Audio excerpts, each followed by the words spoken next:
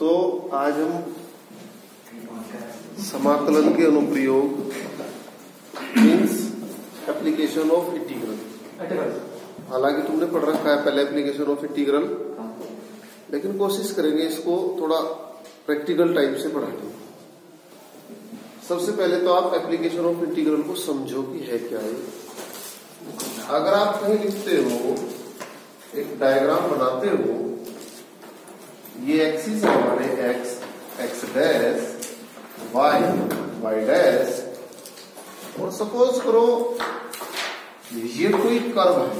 वो कर्व में सर्कल भी हो सकता है, पैराबोला भी हो सकता है, और भी जैसे रेक्टेंगल हो गया, कुछ भी हो सकता है। तो देखिए अगर ये कर्व है और इस कर्व को आपने y equal to f x की फॉर्म में लिखा है, यानी y का जो मान है वो x के पर, और ये एक लाइन है, ये जो y एक्सिस है इसका जो इक्वेशन होता है वो x बराबर 0 होता है, तुम्हें पता ही है। और इसका जो इक्वेशन है वो x बराबर a मान लिया हमने। a मान लो या 1 2 3 कुछ भी आप मान लो। हमने माना कि यहां से यहां तक की डिस्टेंस 2 है, तो x इक्वल टू 2, क्योंकि लाइन आपको पता ही है कि y एक्सिस के पैरेलल जितनी भी लाइन होती है सब x इक्वल टू कांस्टेंट होती है। अब अगर मैं एरिया निकालता हूं ये एरिया, तो इस एरिया के लिए एप्लीकेशन ऑफ इंटीग्रल के अकॉर्डिंग जो फॉर्मूला है वो ये है।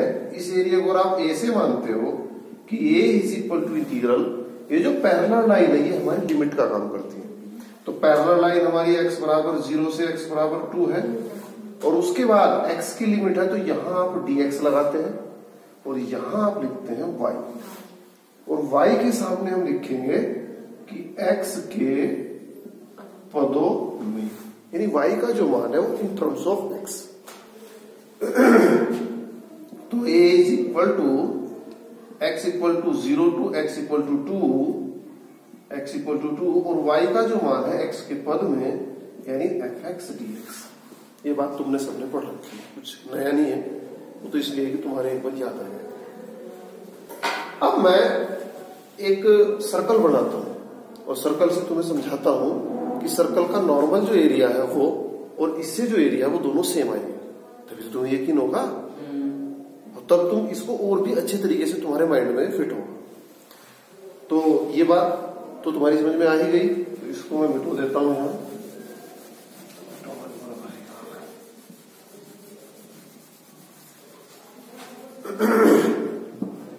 देखो तुम इस चीज को कॉपी पेन पे भी कर सकते हो। x, x dash, y, y dash, ये हो गया आपका कोऑर्डिनेट 0 0, और ये हो गया एक सर्कल। ठीक है भाई। इस सर्कल की जो रेडियस है वो हमने मान ली सपोज करो 3। आप 2 भी ले सकते हो, 4 भी ले सकते हो, तुम्हारी मर्जी है। तो नॉर्मल एक सर्कल है जिसकी रेडियस आपको दी है 3, यानी r इक्वल टू 3 सेंटीमीटर। तो नॉर्मल इसका क्षेत्रफल क्या होगा भाई? पाई आर स्क्वायर। तो नॉर्मल अगर आप इस सर्कल का क्षेत्रफल निकालते हो एक सामान्य स्थिति है पुराने तरीकों से, तो नॉर्मल सर्कल का क्षेत्रफल होता है वो होता है पाई आर स्क्वायर। ठीक है, पाई इक्वल के 7 ले लो, आपको सुविधा रहेगी, कैलकुलेशन सही आएगी। r इक्वल टू आपने 7 ले लिया, ठीक है। तो पाई की वैल्यू आपने रखी 22/7, r स्क्वायर 7 इंटू 7, 7 से 7 कैंसिल हुआ, 154 वर्ग सेंटीमीटर। तो ये तो हुई एक नॉर्मल। अब इस चीज को मैं करता हूं एप्लीकेशन ऑफ इंटीग्रल। अब एप्लीकेशन ऑफ इंटीग्रल कहता है कि जो आप एरिया निकालते हो वो केवल फर्स्ट क्वाड्रेंट का निकालोगे, पहली बात। ये तो कहता है एप्लीकेशन ऑफ इंटीग्रल। तो आप यहां देखो कि ये जो सर्कल है आपका, सेम जितना पार्ट इधर है उतना ही इधर है, सिमेट्रिक हो रहा वाई एक्सिस, सेम जितना पार्ट इधर है इतना पार्ट इधर है। तो यानी ये जो 4 पार्ट है चारों इक्वल पार्ट है। कोई बोर्ड पे तो एग्जैक्ट नहीं हो पा रहा, तुम कॉपी पे अगर 7 सेंटीमीटर रेडियस लेके बनाओगे तो इक्वल चारों जो पार्ट है वो इक्वल है। बल्कि ग्राफ कॉपी पे आप इसको कर सकते हैं, या चलो कल ले आना, मैं करा के दिखाऊंगा। चलो अब यहां जब आप 7 पे पहुंचे तो यहां देख रहे कि फर्स्ट क्वाड्रेंट में जितना एरिया आ रहा, अगर मैं उसका एरिया निकाल के उसमें 4 से गुणा कर दूं तो आंसर आ जाएगा। तो अब आप ये भूल जाओ कि ये हमारा आंसर है। आप सीधा सीधा इतने एरिया को आप शैडो कर दो। जब आप इतने एरिया को शैडो करते हो तो हमारा जो टारगेट है केवल इतने एरिया को निकालना। तो वही इंटीग्रल के अकॉर्डिंग इस एरिया को अगर आप ए से लिखते हो तो आप यहां लिखेंगे छायांकित भाग का क्षेत्रफल ए इज इक्वल टू। तो वही एप्लीकेशन ऑफ इंटीग्रल के अकॉर्डिंग छायांकित भाग का क्षेत्रफल कहीं भी निकालने के लिए आपको सबसे पहले जरूरत पड़ती है लिमिट की। ध्यान देना मेरी बात पे, सबसे पहले जरूरत होगी लिमिट की। और लिमिट कौन होती है? Parallel line. तो पैरेलल लाइन एक तो ये होगी, तो इस पैरेलल लाइन का इक्वेशन क्या है भाई बताओ? x equal to 0। भाई एक्सिस का समीकरण x इक्वल टू 0 होता है। और एक जहां क्षेत्रफल खत्म हो रहा हो वहां से खींचते हैं पैरेलल लाइन। ये खींच दी, इस पैरेलल लाइन का इक्वेशन क्या होगा? नहीं पता? इसका होगा सर 7,0। अबे x इक्वल टू 7। यहां से यहां तक की दूरी 7 है भाई, आपकी रेडियस 7 है, इधर भी 7 है, तो x इक्वल टू 7।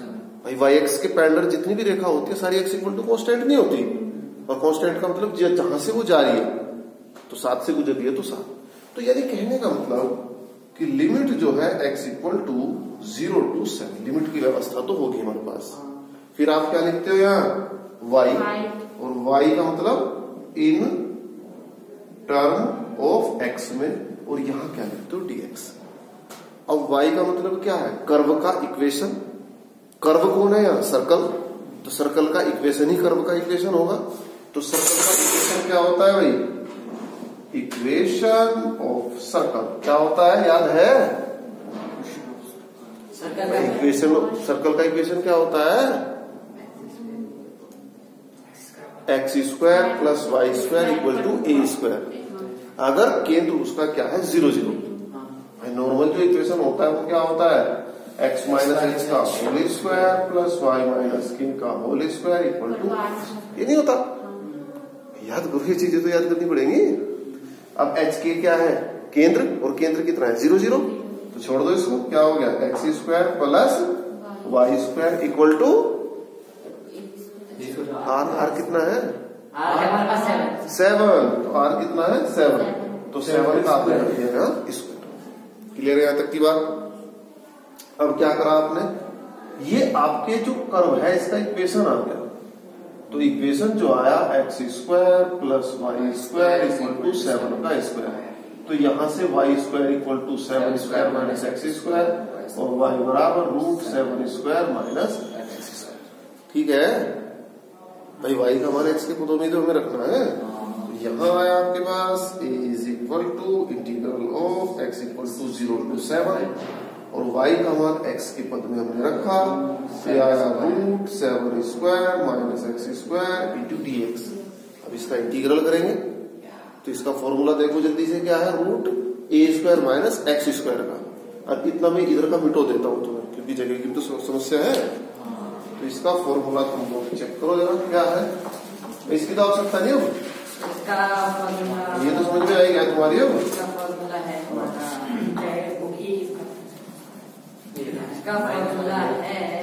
जल्दी देखो भाई,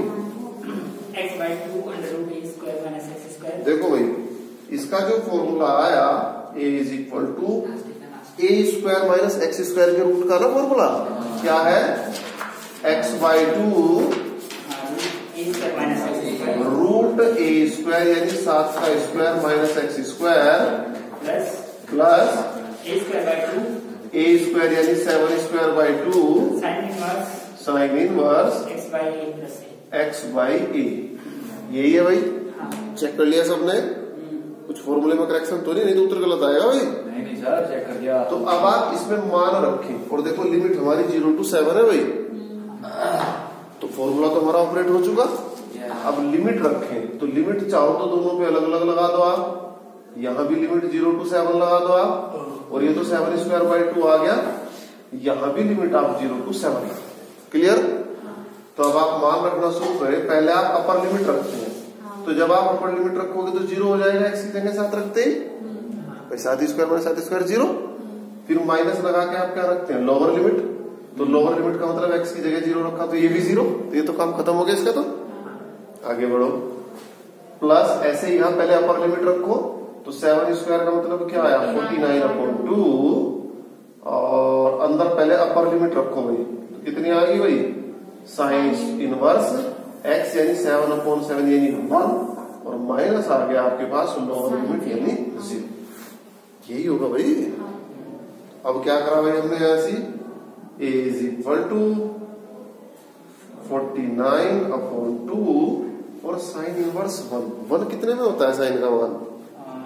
साइन 90 पे होता है, साइन 91 होता है, साइन 91 होता है ना। तो साइन 90 का मतलब कितना आ गया, π/2 नहीं हो भाई, π/2 और माइनस साइन इनवर्स 0 कितना हो गया 0। अब ये आया 49/2 इंटू π/2, और कोई चीज छूटी तो नहीं भाई, तो ये आया 49/2 इंटू पाई की वैल्यू 22/7 और एक 2 पहले से आएगा, और 11 हो जाएगा, 49 2 11 की पाई और 11, तो ये आ गया 7 गुणा 11/2। अब आप लिखेंगे यहां से, अतः पूरे क्षेत्र का क्षेत्रफल, और इसमें 4 से गुणा करेंगे। तो जैसे ही 4 से गुणा करेंगे 77/2 गुणा 4, 77 तो 2 दूनी 4, तो 77 गुणा 2 कितना होता है 77 दूनी आ गया सर से यार। तो अब पूरे क्षेत्र का क्षेत्रफल, तो पूरे क्षेत्र का क्षेत्रफल यानी आप 4 से इसमें गुणा करेंगे, तो 4 गुणा 1, तो भाई 4 गुणा 7 गुणा 11 गुणा 11 चौक 44 154, ठीक है 154 वर्ग सेंटीमीटर। तो देखो हालांकि तुम ये सोच रहे होंगे मन में कि भाई तरीका पहला ही ठीक था, लेकिन कुछ फायदे हैं इसके भी। कई बार ऐसा नहीं होता कि बाजार में कार लेके चले गए यार, मोटरसाइकिल ले जाते ज्यादा ठीक रहता, लेकिन कार के अपने फायदे हैं। तुम बाहर रोक के पैदल जाओ, सामान ला गाड़ी में रख लो, कितना ही ले आओ, ये तो फायदे हैं। अब देखो इसके फायदे क्या है भाई, इसके फायदे ये है, ये तो सर्कल था, चलो तुमने क्षेत्रफल निकाल लिया, कोई दिक्कत नहीं है, लेकिन बाय द वे अगर ये सर्कल ना होता तो क्या होता, बाय द वे यहां ऐसे बना के ये ऐसे होता पैराबोला, और पैराबोला क्या होता है y²4x, और एक लाइन होती यहाँ x=4 और ये लाइन होती 0, और आपको कहा जाता कि आप इतने क्षेत्र का क्षेत्रफल निकालो। तो सर्कल था तो फॉर्मूला था πr², लेकिन पैराबोला में तो कोई फॉर्मूला नहीं है, कैसे निकालोगे क्षेत्रफल, समझ गए? तो एप्लीकेशन ऑफ इंटीग्रल का जो तरीका है वो थोड़ा सा लॉन्ग है, लेकिन वो कर भी तो सबको दे रहा। फिर जैसे सर्कल था तो सर्कल का तुमने क्या करा, अपने पुराने तरीके से कर दिया, कोई दिक्कत नहीं आई, हो गया, कोई समस्या वाली बात नहीं है। लेकिन जो सर्कल नहीं है भाई, उनमें तो फिर ये अप्लाई करना पड़ेगा। और मेन दोनों को बताने का जो मेरा उद्देश्य था वो ये, ताकि तुम इसको एक प्रैक्टिकल की दृष्टि से देखो और तुम समझ पाओ। तो अगर तुम कहो तो एक क्वेश्चन और बताया जाए, ठीक है ना, ताकि ये मेथड बिल्कुल ही तुम्हारा फिट हो जाए। तो कॉपी पे या बोर्ड पे ऐसी ठीक है, क्योंकि पॉइंट की नापने की जरूरत तो पड़ी नहीं वैसे, भाई नापने की आवश्यकता तो पड़ी नहीं, मुझे लग रहा बोर्ड पे भी चली जाएगा काम। तो इस बार मैं बताता हूं आपको आयत, ठीक है, वर्ग या आयत में से बताता हूं आयत। तो अगर हम एक आयत की बात करें तो आयत का नॉर्मल जो एरिया है वो क्या है भाई, लंबाई गुणा चौड़ाई। अब यहां के अकॉर्डिंग देखेंगे भाई कैसे कैसे होगा। देखिए ये एक आयत है, ये एक आयत,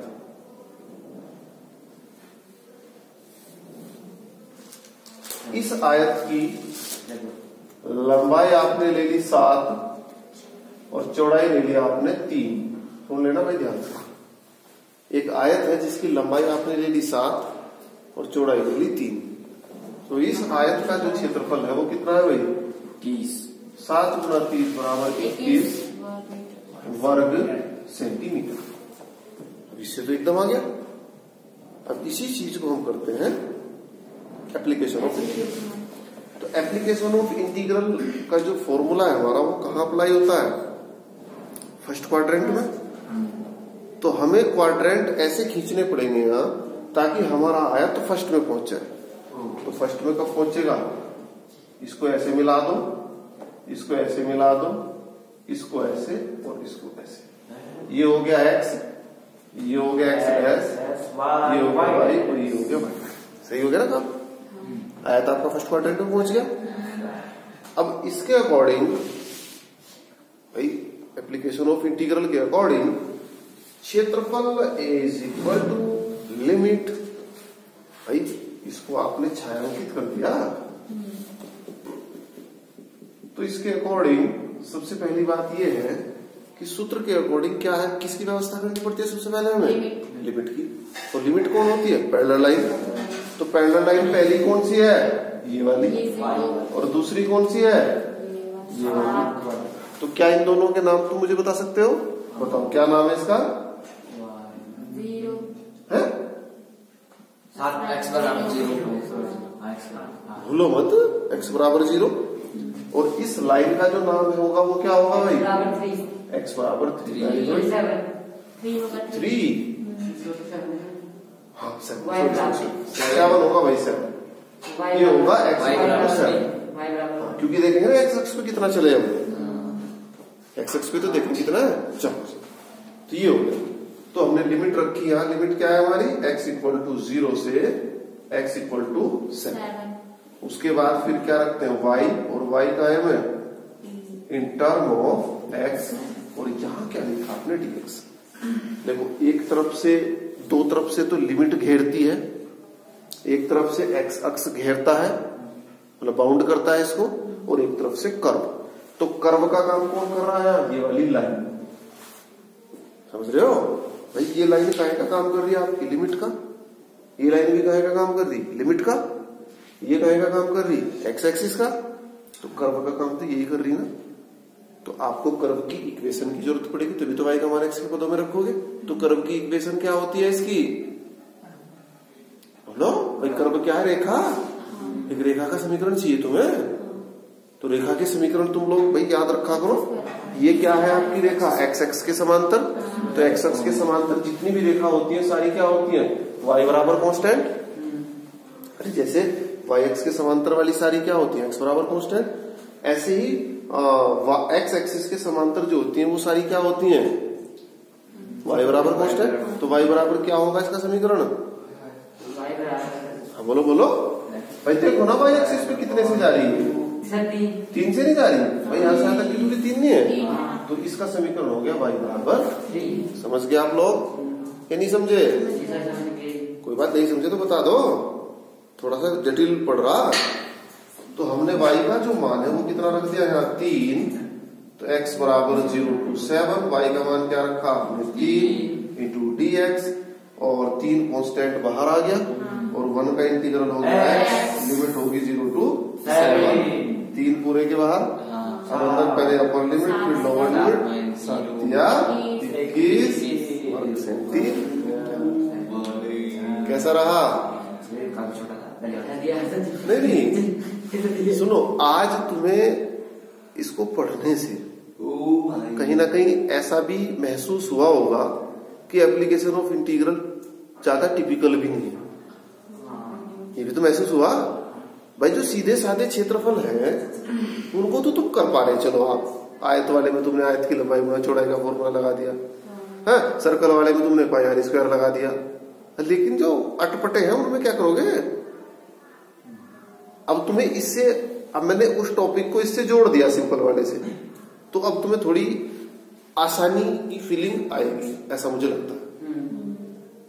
ठीक है, तो अब तुम भी इस तरीके से ट्राई करो और हो सके अगर तो तुम घर से एक दो क्वेश्चन अपने दिमाग से बना के करके लाओगे।